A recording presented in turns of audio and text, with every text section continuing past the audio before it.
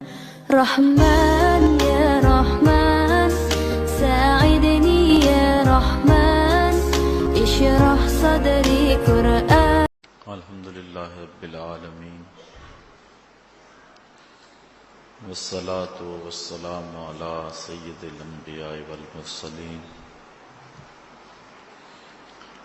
قال اللہ تعالی وتبارک فی القرآن المجید والفرقان الحمید. بسم اللہ الرحمن الرحیم. تلک الرسل فضلنا بعضهم على بعض منهم من کلم اللہ ورفع بعضهم درجات. صدق اللہ مولانا العظیم. صدق رسولہ النبی الکریم الرؤوف الرحیم.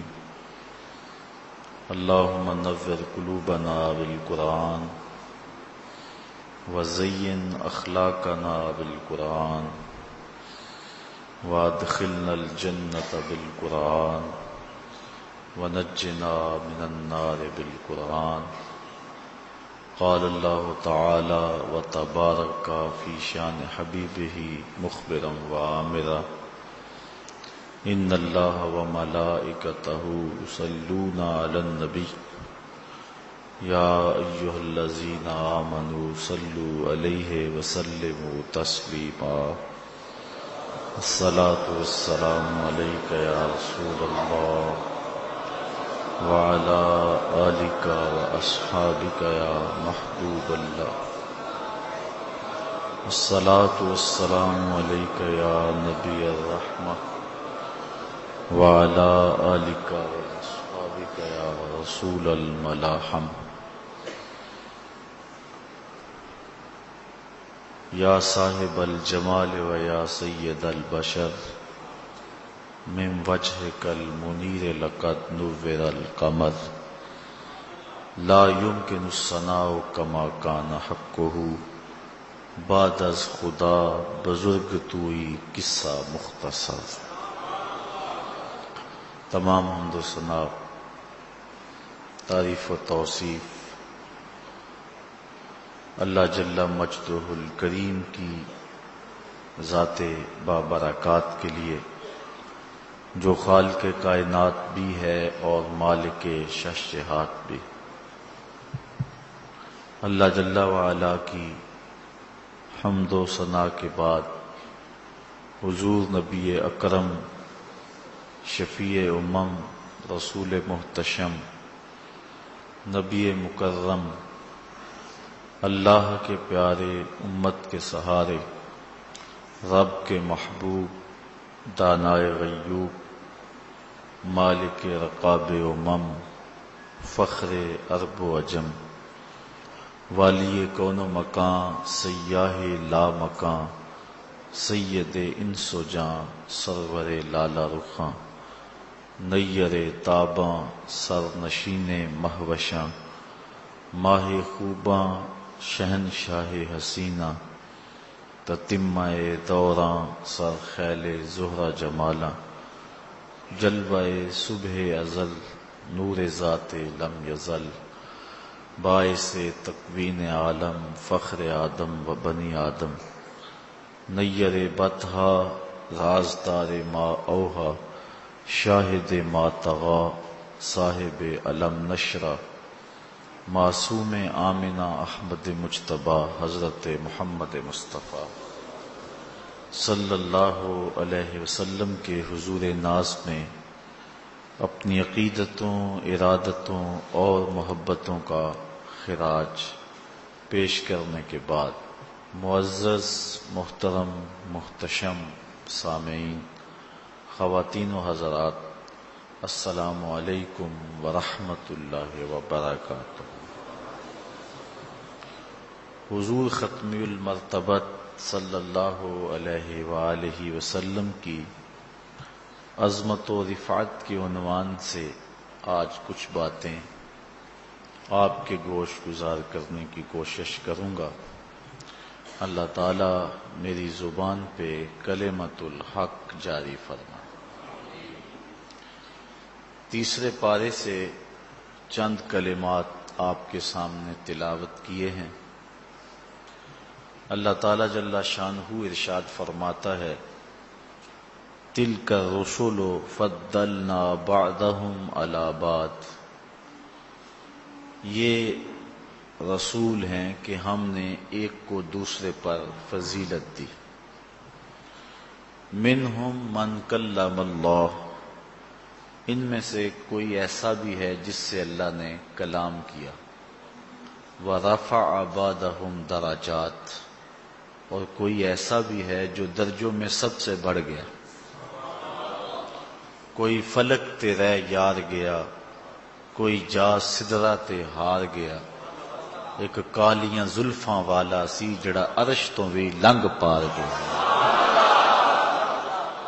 جہاں تک حضور کی عظمت و رفعت کو بیان کرنے کا معاملہ ہے، میں کیا کوئی بھی اس پہ قادر نہیں ہے، کسی میں ہمت نہیں ہے کہ وہ یہ دعویٰ کرے کہ میں اس عنوان کا حق ادا کر سکتا ہوں۔ لیکن اس کے باوجود ہر بندہ کوشش کرتا ہے کہ میں حضور کے مدح خانوں میں، حضور کے ثنا خانوں میں اپنا نام لکھوا لوں۔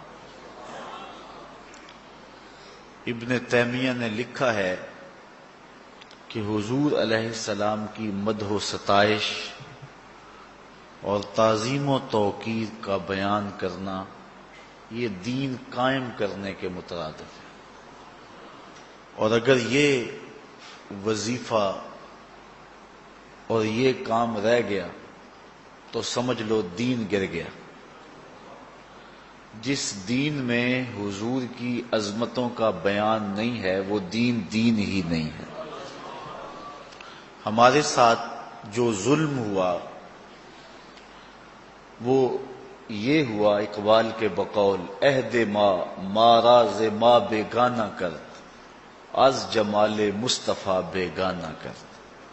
ہمارے عہد نے ہمیں ہم سے دور کر دیا، اس لیے کہ ہمیں حضور کے جمال سے دور کر دیا۔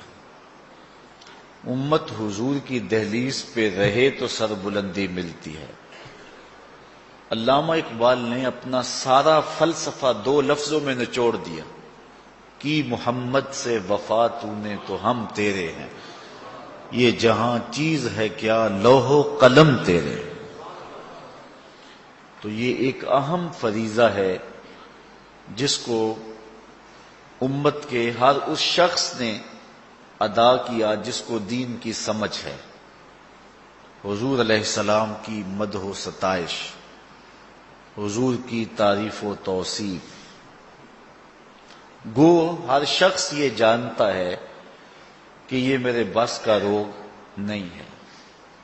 حضرت حسان بن ثابت رضی اللہ تعالی عنہ کہتے ہیں، ما ان مدحت محمدم بمقالتی لیکن مدحت مقالتی بمحمدی۔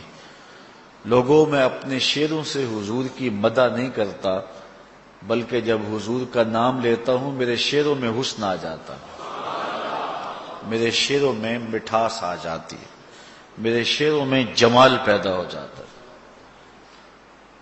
تو کوئی اس کی طاقت نہیں رکھتا۔ حضرت عمر بن عاص رضی اللہ تعالی عنہ سے ایک طویل روایت مروی ہے جس کے اندر وہ اپنا قصہ اور حضور کے ساتھ وابستگی کی کہانی سناتے ہیں۔ اس کے 2 لفظ سنیے، وہ فرماتے ہیں، لو سئل تو ان آصفہ ما اتقت، آپ فرماتے اگر تم مجھے پوچھو نا کہ حضور کے وصف بیان کرو تو میں کہوں گا میرے میں طاقت ہی نہیں ہے، میرے میں ہمت ہی نہیں ہے۔ اسی کی ظہوری نالے ساڈا کی بیان ہے، او دیاں تے صفتاں دا نات خاں قرآن ہے، صورتاں سپارے رنگ نبی دے جمال دا، لب کے لے آواں کتھوں سونا تیرے نال دا۔ کسی میں یہ ہمت ہی نہیں ہے۔ میں اور آپ حیثیت ہی کیا رکھتے ہیں؟ اس امت کا سب سے بڑا شخص نبیوں کے بعد حضرت ابو بکر صدیق رضی اللہ تعالی عنہ ان سے حضور نے ایک دن فرمایا یا ابا بکر لم یعرفنی حقیقتاً غیر ربی، دو ٹوک فرما دیا، ابو بکر سن لو میری حقیقت کو میرے رب کے علاوہ کوئی بھی نہیں جانتا، کوئی پہنچ سکتا ہی نہیں ہے۔ اللہ اکبر۔ کتاب کا نام ہے النبراس، یہ علامہ سعد الدین تفتازانی علیہ رحمہ کی مصنفہ شرح عقائد نسفیہ کی تشریح ہے، جو علامہ عبدالعزیز فرہاروی رحمۃ اللہ تعالی علیہ نے تصنیف کی ہے۔ شرح عقائد نسفیہ ہمارے درس نظامی میں داخل ہے، اور اتنی دیر تک عالم نہیں بنتا جب تک شرح عقائد نہیں پڑھ لیتا۔ اہل تشیع کے علاوہ جتنے بھی مکاتیب فکر ہیں وہ شرح عقائد نسفیہ کو سبقاً پڑھتے ہیں۔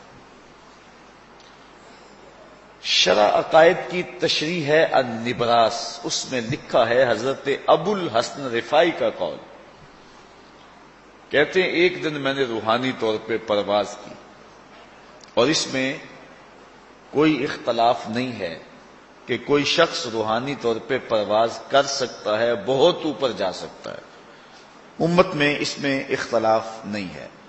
تو کہتے ہیں میں نے روحانی طور پہ پرواز کی حتی صعدت فی الفوقانیات، یہاں تک کہ میں بہت اونچا چلا گیا، ایک عرش آیا، دوسرا عرش آیا، تیسرا عرش آیا، حتیٰ کہ میں 7 لاکھ عرش عبور کر گیا۔ عرش ایک نہیں ہے، عرش کئی ہیں۔ عرش عالم امر اور عالم امکان کے اندر عالم برزخ ہے۔ جب اللہ تعالیٰ دنیا پہ اپنی کوئی تجلی ڈالنا چاہتا ہے تو پہلے عرش پہ ڈالتا ہے، تجلیات الہیہ عرش سے چھن کے پھر دنیا پہ آتی ہیں، اگر ڈائریکٹ آ جائیں تو کوئی تاب ہی نہ لا سکے۔ یہی بہتر ہے کہ وہ پردے میں روح پوش رہے، وہ اگر پردہ اٹھا دے تو کسے ہوش رہے۔ تو عرش عالم برزخ ہے، اور عرش ایک نہیں ہے، عرش کئی ہیں۔ تو حضرت ابو الحسن رفاعی کہتے ہیں میں نے روحانی طور پہ پرواز کی حتی صعدت فی الفوقانیات، یہاں تک کہ میں فوقانیات میں چلا گیا، 7 لاکھ عرش عبور کیے۔ پھر آواز آئی ابو الحسن رفاعی کدھر آ رہے ہیں؟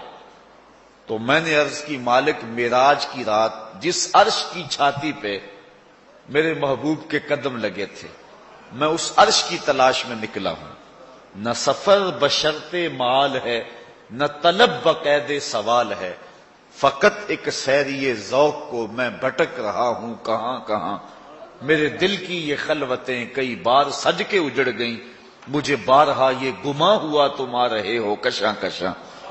کہا میں تو اس عرش کی تلاش میں ہوں کہ معراج کی رات جس عرش کی چھاتی پہ میرے محبوب کے قدم لگے تھے۔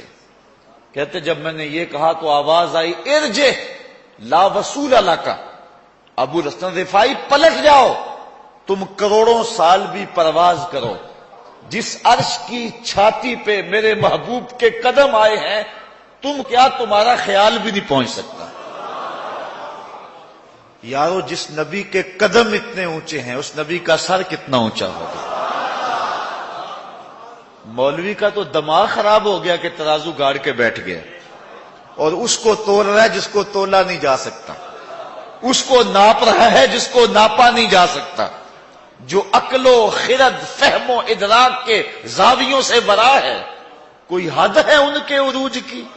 بالغ العلاب کمال، کون ہے جو اس محبوب کی کنہ تک پہنچے؟ کہا ارجع لا وصول لک، واپس پلٹ جاؤ، تم کروڑوں سال بھی پرواز کرو، لیکن جس عرش کی چھاتی پہ میرے محبوب کے قدم آئے ہیں تمہارا وہاں خیال بھی نہیں پہنچ سکتا۔ اللہ اکبر۔ حضرت بایزید بستامی کی سنیے، کہتے ہیں ایک دن مجھے شوق آیا کہ میں حضور کی عظمتوں کو تو دیکھوں، تو معرفت کے سمندر میں غوطہ زن ہو گیا۔ یہ کون کہہ رہا ہے؟ حضرت بایزید بستامی۔ بایزید بستامی کسی معمولی شخص کا نام نہیں ہے۔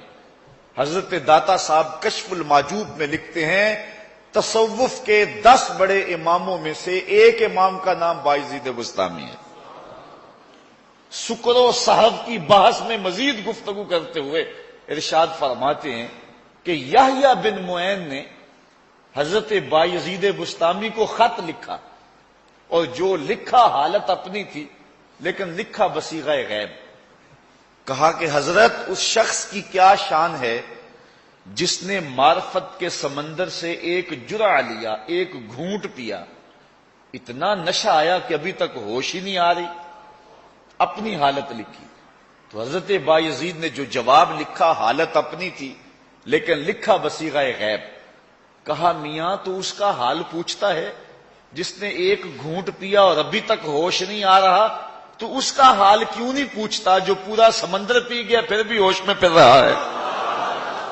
یہ ہیں بایزید بسطامی علیہ رحمہ.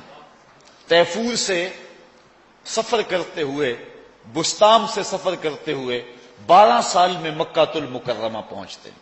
اتنا لمبا سفر نہیں ہے لیکن اتنی دیر اس لیے لگی کہ ہر قدم پہ 2 رکعت پڑھتے تھے. 12 سال میں جب پہنچے اور پہلی نظر کعبۃ اللہ پہ پڑی تو حضرت بایزید بسطامی نے نگاہیں جھکا لی. مریدین نے کہا شوق و وارفتگی کے عالم میں کہاں سے چلے، اب اللہ کا گھر سامنے ہے، جی بھر کے دیکھتے کیوں نہیں؟ تو حضرت بایزید کہنے لگے اتنی دور سے پتھر دیکھنے تو نہیں آیا، اگر میں نے پتھر ہی دیکھنے تھے تو بسطام میں تھوڑے تھے. تو حضرت بایزید بسطامی نے پھر جب دوسری نظر اٹھائی کعبہ بھی دیکھا، کعبے والا بھی دیکھا، لیکن حضرت بایزید بسطامی نے پھر سر جھکا لیا. مریدوں نے کہا حضور اب کیا مسئلہ ہے؟ کہا جب وہ نظر آتا ہے تو یہ درمیان میں پتھر نظر کیوں آتے ہیں؟ تو جب تیسری نظر اٹھائی جدھر دیکھا اسی کے جلوے نظر آئے. یہ بایزید بسطامی کی کہانی سنا رہا ہوں. اقبال بھی خراج پیش کرتا ہے، کامل بسطام از تقلید فرد اجتناب از خوردن خربوزہ کر. ساری زندگی خربوزہ نہیں کھایا حضرت بایزید نے کہ سنت سے خربوزہ کھانا تو ثابت ہے، کھانے کے طریقے کی وضاحت نہیں ملتی. حضور نے توڑ کے کھایا ہے یا کاٹ کے کھایا ہے؟ توڑ کے کھانے لگتے خیال آتا کہیں کاٹ کے نہ کھایا ہو، کاٹ کے کھانے لگتے خیال آتا کہیں توڑ کے نہ کھایا ہو، اس ڈر سے کہ کہیں سنت رسول کی مخالفت لازم نہ آ جائے ساری زندگی خربوزہ ہی نہیں کھایا. اقبال کہتا ہے لوگوں جانتے ہو بایزید کو یہ مرتبہ اور یہ شان و شوکت کیسے ملی کہ وہ سلطان العارفین بنے؟ کہا کامل بسطام از تقلید فرد اجتناب از خوردن خربوزہ کر. وہ حضور کی اطاعت کا یہ جذبہ تھا جس نے بایزید کو کہاں سے اٹھا کے کہاں تک پہنچا دیا. یہ ہے مرتبہ حضرت بایزید بسطامی کا. اللہ اکبر. ان کے مناقب بہت سارے ہیں. حضرت بایزید بسطامی کی یہ روحانی پرواز ہے. کہتے ایک دن مجھے شوق ہوا کہ میں حضور کی عظمت دیکھوں، تو معرفت کے سمندر میں غوطہ لگایا. جہاں میری حد ہو رہی تھی، جہاں میری منتہائی پرواز تھی، جہاں میں ختم ہو رہا تھا، جہاں میری والناس تھی اور آقا کریم کی بھی الف لام میم تھی، جہاں میں ختم ہو رہا تھا اور مصطفیٰ بھی شروع ہو رہے تھے. فائزہ بینی و بینہا الف و حجاب من نور. میرے نقطۂ انجام اور ادھر نقطۂ آغاز کے درمیان 1000 نور کا پردہ آ گیا. لو دنو تو خط وطن لہ ترک تو، اگر میں ایک قدم بھی آگے بڑھتا تو جل کے راکھ ہو جاتا. جس نبی کے قدم اتنے اونچے ہیں اس نبی کا سر کتنا اونچا ہوگا. اللہ اکبر. یہ ہیں حضرت بایزید بسطامی. تو کون حضور کی عظمت کو بیان کرے؟ حضرت امام بوصیری علیہ رحمہ فرماتے ہیں دا مدعته النصارى فی نبیہم وحکم بما شئت مدحا فیہ وحتکمی. فرمایا جو نصارہ نے اپنے نبی کے بارے میں کہا وہ نہ کہنا، انہیں خدا کہہ دیا، ابن اللہ کہہ دیا. جو عیسائیوں نے اپنے نبی کے بارے میں کہا بس وہ نہ کہنا. کہا حضور کی شان میں پھر جو کہہ سکتا ہے کہہ دے، اور تو جو کہے گا حضور اس سے بھی اونچے ہیں. حضرت شاہ ولی اللہ محدث دہلوی رحمت اللہ تعالی علیہ فرماتے ہیں کہ آپ کے مادے کی آخری حالت عجز ہے. جو حضور کی مدح کرتا ہے تو اس کی آخری حالت کیا ہے؟ عجز. وہ کہتا ہے میری بس، میں نہیں پہنچ سکتا۔ آپ جانتے ہیں غالب وہ حسن کا نقشہ کھینچنے میں ماہر ہے، بلکہ اللہ نے اس کو جو تغزل میں ملکہ دیا ہے وہ کم ہی کسی کو حصہ ملا، اور اسے اپنے بیانوں، اپنی گفتگو اور اپنی شاعری پہ ناز بھی تھا۔ خود کہتا ہے ذکر اس پری وش کا پھر بیاں اپنا تھا، بن گیا رقیب آخر جو رازداں اپنا تھا۔ آگہی دام شنیدن جس قدر چاہے بچا، مدعا انکا ہے اپنے عالم تقریر کا۔ چاہیے اچھوں کو جتنا چاہیے، یہ اگر چاہیں تو پھر کیا چاہیے۔ چاہتے ہو خوب روحوں کو اسد، آپ کی صورت تو دیکھا چاہیے۔ بات کرنے کا ڈھب بھی ہے، اسلوب بھی ہے، شاعری کا جمال بھی ہے، تغزل کا حسن بھی ہے، لیکن جب کہا گیا نا لکھ حضور کی ثنا تو قلم پھینک دیتا ہے اور کہتا ہے غالب ثنائے خواجہ بیزداں گذاشتے کہاں ذات پاک مرتبہ دان محمد است۔ کہا غالب میں کیسے لکھوں، جب جانتا نہیں تو لکھوں کیسے؟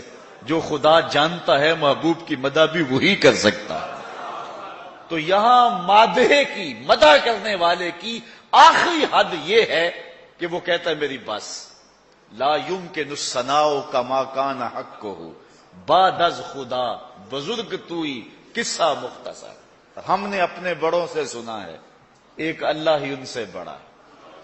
اللہ اکبر۔ تو کسی کے اندر ہمت نہیں ہے کہ حضور علیہ السلام کی عظمتوں کا ادراک کر سکے۔ ابن حاج علیہ رحمہ فرماتے ہیں حضور جس شہر میں رہتے تھے، شہر مدینہ، کہتے ہیں شہر مدینہ کی عظمتوں کی حد نہیں ہے یار۔ جن جگہوں پہ اور جن خاک کے ذروں پہ حضور کے قدم لگے تو اس کی مدح اس شہر کی بیان نہیں ہو سکتی، پھر محمد عربی کی عظمتوں کو کون بیان کر سکتا؟ لیکن اس کے باوجود ہر بندہ یہ سعادت سمجھتا ہے کہ میں حضور کی مدح کروں۔ وہ کیوں؟ اس لیے کہ جو حضور کی مدح کرے، حضور کی تعریف کرے، عظمتوں کو بیان کرے، وہ اللہ کا بھی محبوب بن جاتا ہے، محبوب خدا کا بھی محبوب بن جاتا ہے، اور یہ سعادت مندی ہے، اور حضور اسے نوازتے ہیں۔ یہ شرف ہے جو پانے کے لیے ہر مادے بے تاب ہوتا ہے۔ حضرت نبی رحمت صلی اللہ علیہ وآلہ وسلم نے جب فتح مکہ کے موقع پہ عام معافی کا اعلان کر دیا، لیکن کچھ لوگ تھے جن کے بارے میں حضور نے فرمایا کہ یہ اگر پکڑے جائیں تو ان کو چھوڑنا نہیں۔ ان میں ایک کعب بن زہیر بھی تھا۔ تو کعب بن زہیر کسی طرح چھپ کے حضور کے پاس آ گیا اور حضور کے سامنے بیٹھ کے کہتا ہے اگر کعب بن زہیر کو ڈھونڈ لائیں تو معاف کر دو گے؟ تو حضور نے فرمایا کعب تو آج ہو گیا ہے، جا معاف کر دیا، تو آج ہو گیا، جا میں نے معاف کر دیا۔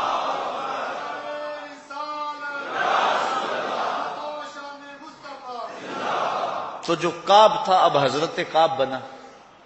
عرض کی حضور اس زبان سے آپ کی حجب کہا کرتا تھا، اب اجازت ہو تو آپ کی نعت پڑھنا چاہتا ہوں۔ حضور نے فرمایا کعب ذرا ٹھہرو، ممبر بچھا لینے دو۔ ممبر بچھ گیا، حضرت کعب ممبر پہ بیٹھ گئے اور انہوں نے اپنا مشہور قصیدہ پڑھا بانت سواد، اور جب اس شعر پہ پہنچے ان الرسول لنور یستضاء بہ مہند، ان الرسول لنور، بغیر کسی شک کے، بغیر کسی شبہ کے اللہ کے رسول نور ہیں۔ یستضاء بہ، ایسا نور جس سے پورا زمانہ چمک رہا ہے۔ مہند من سیوف اللہ مسلول، یہ اللہ کی تنی ہوئی تلوار ہے۔ اللہ اکبر۔ شاید اعلی حضرت اسی کا ترجمہ کیا ہے، چمک تجھ سے پاتے ہیں سب پانے والے، میرا دل بھی چمکا دے۔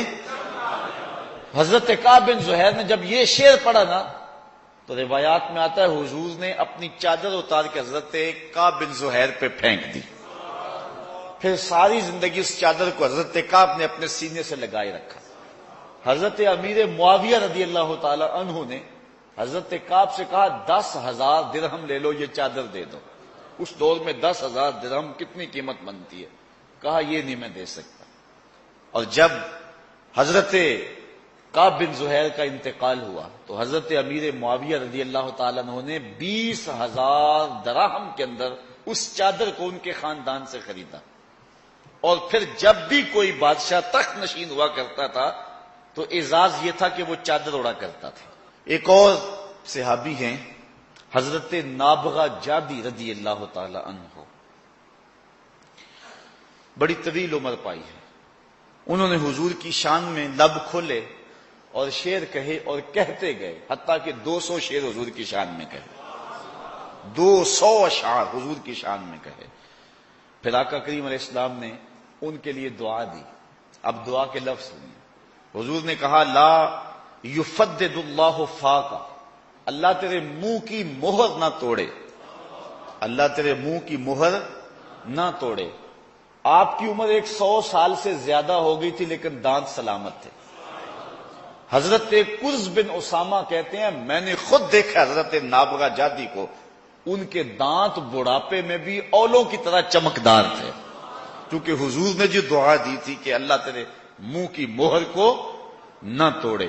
حضرت حسان بن ثابت رضی اللہ تعالی عنہ حضور کی مدح کیا کرتے تھے، حضور کی تعریف کیا کرتے تھے، عظمتوں کا بیان کیا کرتے تھے، اور آقا کریم ان کو دعا دیتے اللہم ایدہ بروح القدس، اے اللہ روح القدس سے ان کی مدد فرما. اللہ اکبر.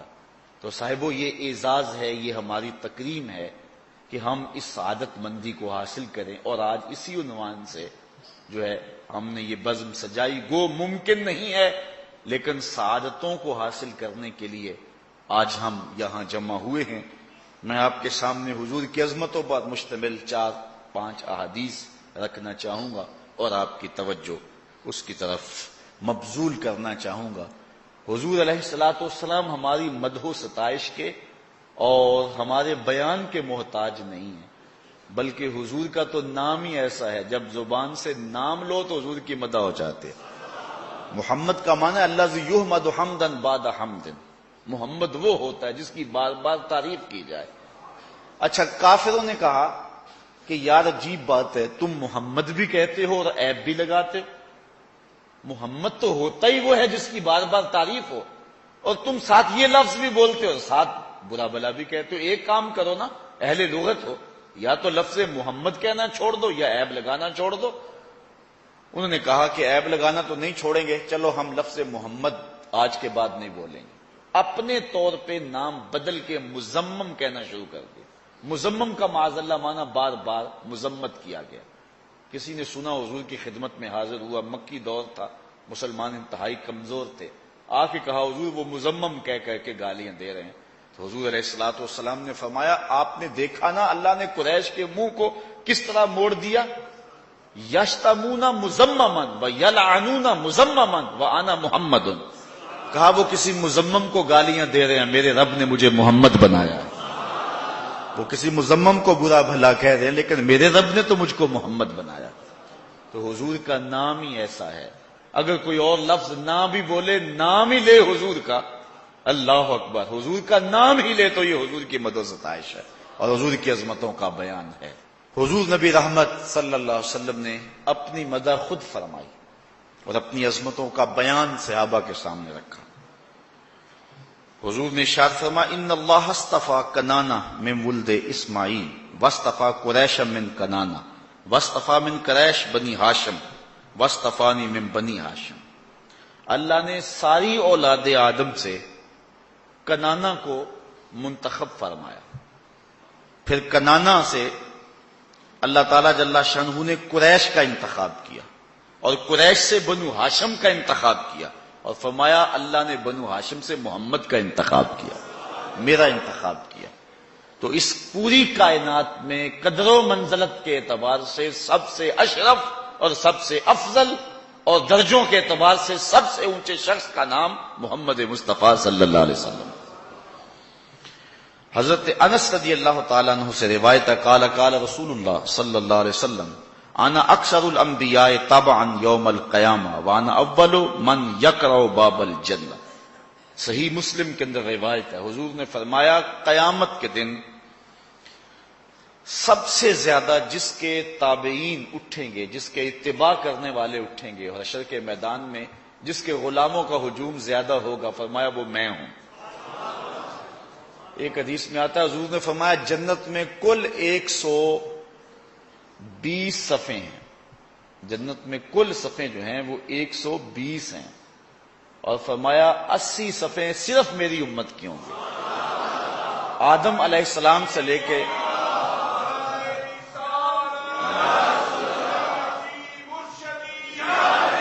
آدم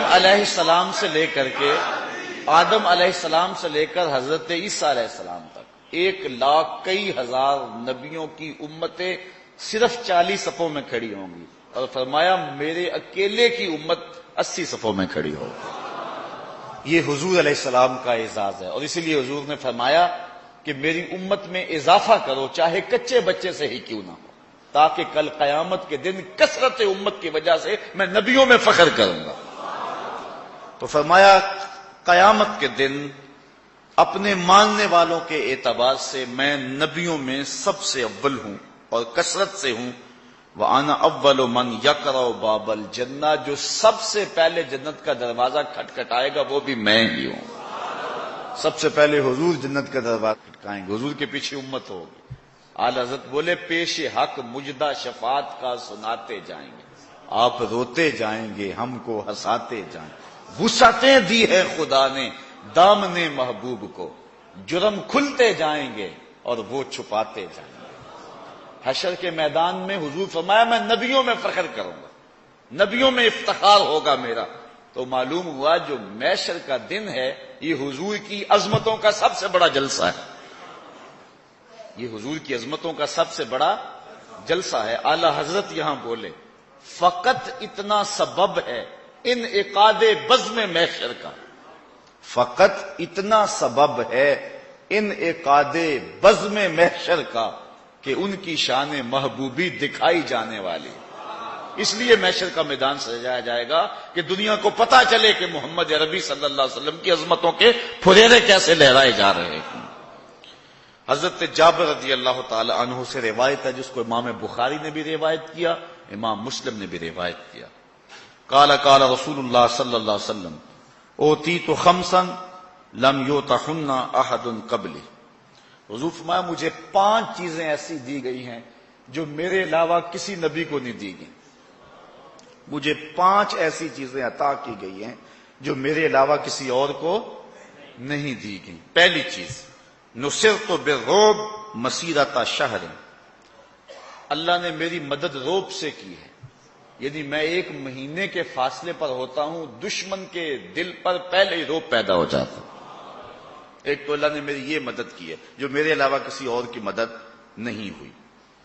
دوسرا وَجُعِلَتْ لِيَ الْأَرْضُ مَسْجِدًا وَطَهُورًا، اللہ نے پوری کائنات کو میرے لیے مسجد اور پاک بنایا ہے۔ فَأَيُّمَا رَجُلٍ مِّنْ أُمَّتِي أَدْرَكَتْهُ الصَّلَاةُ فَلْيُصَلِّ، تو میرا امتی جہاں بھی نماز کا وقت پائے وہیں مصلی بچھا کے پڑھ لے، پوری زمین اس کے لیے مسجد ہے۔ پچھلی امتوں میں ایسا نہیں تھا، عبادت کے لیے معبد میں ہی جانا پڑتا تھا، گرجا گھر میں کلیسا میں ہی جانا پڑتا تھا، لیکن اس امت کے لیے اللہ نے پوری زمین کو پاک کر دیا، حضور کے قدم آئے پوری دھرتی پاک ہو گئی۔ اب نماز کا وقت ہو گیا، گھر میں ہے تو گھر پڑھ لو، آپ دور ہیں، مسجد بہت دور ہے نہیں پہنچ سکتے، ڈیرے پہ ہیں آپ، کھیتوں میں کام کر رہے ہیں، وہیں مصلی بچھا کے نماز پڑھ لو، جہاں بھی ہیں وہاں نماز پڑھ لو، پوری دھرتی کو حضور کے قدموں کے صدقے اللہ نے مسجد بنا دیا ہوا اور پاک کر دیا ہے۔ فرمایا دوسری یہ مجھے کو اللہ نے یہ شان دی، اور تیسری وَأُحِلَّتْ لِيَ الْغَنَائِمُ وَلَا تُحِلُّ لِأَحَدٍ قَبْلِي، اللہ نے میرے لیے مال غنیمت کو حلال کیا اور میرے سے قبل کسی کے لیے مال غنیمت حلال نہیں تھا۔ پچھلی امتوں کے لیے ایسا تھا کہ اگر وہ جنگ کے اندر کافر کوئی سامان چھوڑ کے جائیں تو وہ بس چھوڑ گئے، حلال نہیں تھا ان کے لیے، وہ اس کو استعمال میں نہیں لا سکتے تھے، لیکن حضور علیہ السلام کے لیے اس کو حلال رکھا گیا۔ چوتھی چیز وَأُوتِيتُ الشَّفَاعَةَ، اللہ اکبر، فرمایا چوتھی چیز اللہ نے مجھ کو شفاعت کا حق دیا ہے، میں شفاعت کروں گا قیامت کے دن۔ حضور نے فرمایا میرے اللہ نے مجھے 2 چیزوں میں ایک کو اختیار کرنے کا اختیار دیا، یا تو محبوب یہ چیز پسند کر لو کہ آدھی امت بغیر حساب کے جنت میں، آدھی کا حساب لے لیں گے، یا پھر حق شفاعت لے لو۔ حضور فرماتے ہیں میں نے آدھی امت والا سودا نہیں کیا، میں نے حق شفاعت لے لیا۔ اب آپ سمجھ تو گئے ہوں گے کہ حضور نے حق شفاعت کیوں لیا ہے، حضور نہیں چاہتے کہ میرا کوئی امتی جہنم میں جائے، حضور شفاعت کر کے سب کو جنت میں لے جائیں۔ اللہ اکبر۔ وہ کسی نے کہا نا کہ وہ اپنا مقدمہ کیسے ہار سکتا ہے جس کے حضور وکیل ہو، تو میں نے کہا یار یوں نہ پڑھو، حضور ہمارے وکیل نہیں ہیں اس معنی میں، ایڈوکیٹ کے معنی میں، بلکہ ہمارے شفیع ہیں۔ وکیل اور شفیع میں فرق ہوتا ہے۔ وکیل کہتا ہے جج کو کہ صاحب میرے موکل نے یہ جرم نہیں کیا لہذا چھوڑ دو، اگر جرم ثابت ہے تو سزا پکی ہے۔ وکیل کہتا ہے میرے موکل نے جرم نہیں کیا لہذا چھوڑ دو، شفیع کہتا ہے سب کچھ کیا ہے میرا آنا دیکھ لو۔ حضور قیامت کے دن وکالت نہیں کریں گے، شفاعت کریں گے۔ یہ نہیں کریں گے کہ مالک انہوں نے کیا کچھ نہیں، کہیں گے مالک سب کچھ کیا ہے، میری پھیلی ہوئی زلفوں کو دیکھ لیا جائے۔ پھر حضور شفاعت کریں گے، ساری امت کا کام بن جائے گا۔ تو کہا اللہ نے مجھے شفاعت کا حق دیا ہے۔ اور پانچویں چیز، وَكَانَ النَّبِيُّ يُبْعَثُ إِلَىٰ قَوْمِهِ خَاصَّةً وَبُعِثْتُ إِلَى النَّاسِ عَامَّةً۔ باقی جتنے بھی نبی آئے ہیں وہ کسی خاص قوم کی طرف مبعوث ہوئے ہیں۔ کوئی شہر مدین کی طرف آیا، کوئی قوم عاد کی طرف آیا، کوئی قوم سمود کی طرف آیا، کوئی کسی مخصوص قوم کی طرف آیا۔ نبی مخصوص قوموں، مخصوص شہروں کی طرف مبعوث ہوتے رہے، لیکن فرمایا اللہ نے مجھ کو پوری کائنات کے لیے، عام طور پہ اسود و احمر کے لیے، مجھے قیامت تک آنے والی مخلوقات کے لیے مبعوث کر کے بھیجا۔ تو حضور کی امت کی عمومیت اور آقا کریم علیہ الصلوۃ والسلام کی یہ وسعت، تو کہا یہ پانچ وہ چیزیں ہیں جو اللہ نے میرے علاوہ کسی اور نبی کو نہیں دی۔ اللہ اکبر۔ لوگوں سے امتیاز تو کیا، نبیوں میں امتیاز ہے حضور کا۔ آل حضرت بولے خلق سے اولیاء، اولیاء سے رسل، اور رسولوں سے اعلیٰ ہمارا نبی۔ تمام مخلوقات سے ولی افضل ہیں، ولیوں سے نبی افضل ہیں، نبیوں سے رسول افضل ہیں، اور رسولوں کا لاڑا آمنہ کا راج دلارا ہے۔ ترمذی شریف کی حدیث حضرت ابو سعید خدری رضی اللہ تعالیٰ عنہ سے، قال قال رسول اللہ صلی اللہ علیہ وسلم آنا سید ولد آدم یوم القیامہ، کہا قیامت کے دن میں ساری اولاد آدم کا سردار ہوں، ولا فخرا، اور اس بات پر فخر نہیں کرتا، بطور فخر نہیں کہہ رہا، تحدیث نعمت کے طور پہ کہہ رہا ہوں۔ وَبِيَدِي لَوَاءُ الْحَمْدِ وَلَا فَخْرَ، اور میرے ہاتھ میں حمد کا جھنڈا ہوگا اور میں فخر نہیں کرتا۔ وَمَا مِن نَبِيٍّ يَوْمَئِذٍ آدَمَ وَمَنْ سَوَاهُ إِلَّا تَحْتَ لِوَاءِ، اور حضرت آدم علیہ السلام سے لے کر حضرت عیسیٰ تک جتنے نبی ہیں سارے میرے جھنڈے کے سائے تلے ہوں گے۔ وَلَا فَخْرَ، لیکن میں فخر نہیں کرتا۔ وَأَنَا أَوَّلُ مَنْ تَنشَقُّ عَنْهُ الْأَرْضُ وَلَا فَخْرَ، اور میں وہ شخص ہوں کہ جس کی سب سے پہلے قبر کشادہ ہوگی اور سب سے پہلے قبر سے باہر میں جلوہ فراز ہوں گا۔ ولا فخر، اور میں فخر نہیں کرتا۔ اچھا، اس پر صرف ایک نقطہ آپ کے سامنے رکھنا ہے جس کو ملا علی قاری علیہ رحمہ نے اس حدیث کی تشریح میں لکھا۔ حضور فرمایا سارے نبی میرے جھنڈے کے سائے تلے ہوں گے لیکن میں اس پہ فخر نہیں کرتا۔ تو ملا علی قاری فرماتے ہیں بات تو فخر والی ہے، کرتے کیوں نہیں؟ حضرت آدم ابو البشر، انسانیت کا نقطۂ آغاز، مسجود الملائک، جھنڈے کے سائے تلے کھڑے ہوں، بات فخر والی ہے کہ نہیں؟ نبی جھنڈے کے سائے تلے کھڑے ہوں، فخر والی بات ہے کہ نہیں؟ ایک زمانہ تھا کہ مجھے ایک شخص نے کہا کہ میری والدہ انتقال کر گئی تو چہلم کا ختم ہے، تو میں چاہوں گا کہ آپ آئیں اور خطاب کریں۔ چونکہ سفر 3-4 گھنٹے کا ہے، میں نے معذرت چاہی، مصروفیات بھی بہت ساری تھیں، تو اس نے اصرار کیا لیکن میں نہ مانا۔ تو اس نے کہا کہ میں ایک بات آپ کو بتاتا ہوں، پھر آپ رہ نہیں سکتے، ضرور آئیں گے۔ میں نے کہا بتائیے۔ تو کہنے لگا کہ میرے والدہ کی تقریب ختم چہلم کے اندر بڑے نامور لوگ آ رہے ہیں اور ان میں ایک ایٹمی سائنسدان بھی آ رہے ہیں جن کو دیکھنے کا مجھے بھی شوق تھا، تو میں آرزو میں وہاں چلا گیا۔ تو میں جا کے اس شخص کو دیکھا کہ اس کے پاؤں زمین پہ نہیں لگ رہے تھے، حالانکہ ختم تھا ماں کا، اور ماں چلی جائے تو جہان اجڑ جاتا ہے، لیکن خوشی سے اس کے زمین پر پاؤں نہیں لگ رہے تھے کہ اعلیٰ فوجی اور سول حکام میرے گھر میں ہیں اور ایک عالی نسب سائنسدان جس پہ ناز ہے وطن کو، وہ بھی میرے گھر کے اندر مہمان آیا ہوا ہے، تو وہ اس بات پہ ناز کرتا تھا، اور میں بھی جب گفتگو کرتا تھا تو میں بھی ناز کرتا تھا، یار جس کے گھر میں ایک ایٹمی سائنسدان آئے اس کا تو قد جو ہے وہ اونچا ہو جائے اور تو فخر کرے، تو جس کے جھنڈے کے سائے تلے نبی کھڑے ہوں وہ فخر کیوں نہ کرے؟ لیکن فرمایا ولا فخر، میں فخر نہیں کرتا۔ ملا علی قاری کہتے ہیں حضرت آدم جھنڈے کے سائے تلے کھڑے ہیں، بات تو فخر والی ہے نا، کہا ولا فخر، میں فخر نہیں کرتا۔ حضرت ابراہیم اللہ کا جلیل القدر نبی، جلتی ہوئی آگ کے شعلوں میں ہنس کے بات کرنے والا، بیٹے کی گردن پہ چھری رکھ دینے والا، رب کی رضا کے لیے جھنڈے کے سائے تلے کھڑا ہو، بات فخر والی ہے کہ نہیں ہے؟ سرے طور خدا سے ہم کلام ہونے والا کلیم اللہ، ہاتھ میں عصا ہے، سر پہ امامہ ہے، فرعون کا دربار ہے، اللہ کا نبی کھڑا ہو کے تبلیغ فرما رہا ہے۔ حضرت موسیٰ جھنڈے کے سائے تلے کھڑے ہوں، بات فخر والی ہے کہ نہیں ہے؟ ماں کی گود میں اپنی نبوت کا اعلان کرنے والا، انی عبد اللہ آتانی الکتاب وجعلنی نبیا، حضرت عیسیٰ بن باپ کے پیدا ہونے والے، روح اللہ جھنڈے کے سائے تلے کھڑے ہوں، بات فخر والی ہے کہ نہیں ہے؟ ماہ خوباں شہنشاہ حسینہ، جس کے چراغے حسن سے پورا مصر چمک اٹھا، جناب یوسف جھنڈے کے سائے تلے کھڑے ہوں، بات فخر والی ہے کہ نہیں ہے؟ کہا ولا فخر، میں نہیں کرتا۔ ٹھنڈ پڑ جائے گی آپ کو، جو ملا علی نے جواب دیا۔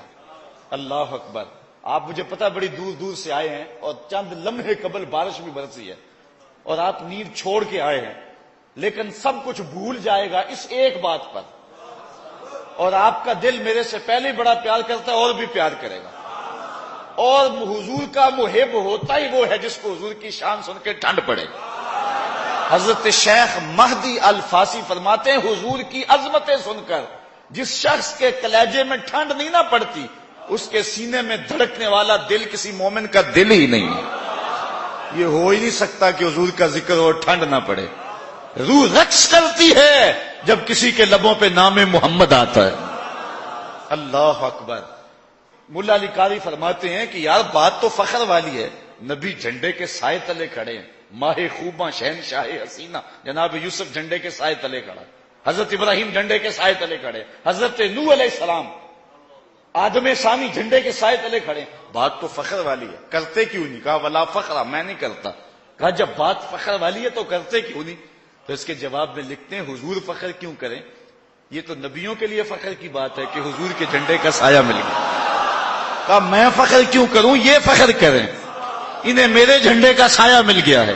فخر کا دل میں دریچہ باز کرنا چاہیے، اس شعر کو سمجھ لیں اور لطف لیں۔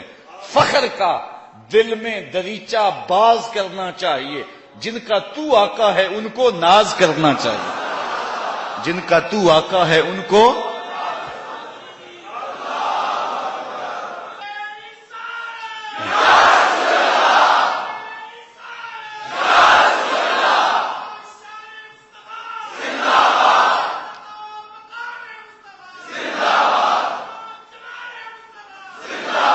کوئی حد ہے ان کے عروج کی، بلغ العلاب کمال۔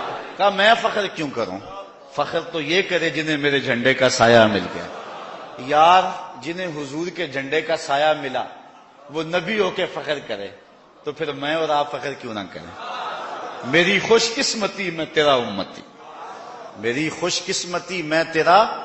نبیوں نے آرزو کی، 12 نبیوں نے تمنا کیا کہ حضور کی امت سے ہو جائیں۔ ہم نے کوئی تمنا کی، کوئی آرزو کی، کوئی منت مانی، کوئی راستہ دیکھا، کوئی انتظار کیا، آنکھیں پتھرائیں، کیا ہوا؟ سوئے تھے مقدر جاگے۔ مسجد سے مولوی صاحب کو بلا لائے گھر والے اور انہوں نے کان میں آ کے بشارت دی، مبارک ہو آقا کا غلام بن کے آ رہا ہے۔ اس لیے میں کہا کرتا ہوں شاہوں سے ملا ہے نہ تونگر سے ملا ہے، اللہ کا عرفان اسی در سے ملا ہے۔ اوروں کو ملا ہے تو مقدر سے ملا ہے، مجھ کو تو مقدر بھی تیرے در سے ملا ہے۔ یہ میرا اعزاز، یہ آپ کا اعزاز۔ مضمون ابھی اور بھی ہے، لیکن ندانم قدامی سخن گوئے مت، کہ والا تری زانچے من گوئے مت، چے وصفت کند سادیے نا تمام۔ شیخ سادی کہتے ہیں چے وصفت کند سادیے نا تمام، کہتے ہیں نا تمام سادی کیا آپ کا وصف بیان کرے۔ پھر کہتے ہیں علیک الصلاۃ اے نبی والسلام. بس اتنی بات ہے، آقا آپ پر صلاۃ بھی ہو، آپ پر سلام بھی ہو، بس یہی بات ختم ہوتی ہے. علیک الصلاۃ اے نبی والسلام. چے وصفت کنند، کیسی حد کر دی شیخ سعدی نے. چے وصفت کنند سادی نا تمام. اللہ اکبر. ایک جگہ فرماتے ہیں حسنش غایت دارد نہ سادی را سخن پائیں بمیرت تشنا مستسقی و دریا ہم چنا باقی. وہ کہتے ہیں نہ تو سادی کی باتیں ختم ہوتی ہے نہ تیرا حسن ختم ہوتا ہے.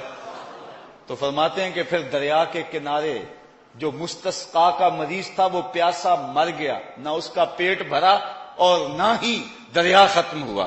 ساری زندگی بھی لگے رہیں حضور کی عظمتوں کا بیان بھی ممکن. پھر ظہوری کا شعر یاد آیا، اسی کی ظہوری نالے ساڈا کی بیان ہے او دیاں تے صفتاں دا نات خاں قرآن ہے سورتاں سپارے رنگ نبی دے جمال دا لب کے لے آواں کتھوں سونا تیرے نال دا. یہ کسی ساتھی نے مجھے پتھر دیا ہے، بڑے واضح اور جلی حروف میں حضور کا نام لکھا ہے. کیا ہی شان احمدی کا چمن میں ظہور ہے، ہر گل میں ہر شجر میں محمد کا نور ہے. بلکہ امام غزالی نے تو ایک بڑی خوبصورت بات کہی. آپ فرماتے ہیں پوری کائنات اسی نام کا مظہر ہے، اسی نام کا چرچا. فرماتے ہیں انسان اپنی صورت کو دیکھے. الراس مدور کل میم، سر میم کی طرح گول ہے. والیدان کل ہا، دونوں ہاتھ ہا کی طرح ہے. والبطن کل میم ثانی، پیٹ دوسرے میم کی طرح ہے. والرجلان کل دال، ٹانگیں دال کی طرح ہیں. تم انسان بنے پھرتے ہو، وہ نام محمد کا نقشہ دیکھ رہا ہے. کہتے آؤ اپنی نماز کو دیکھو.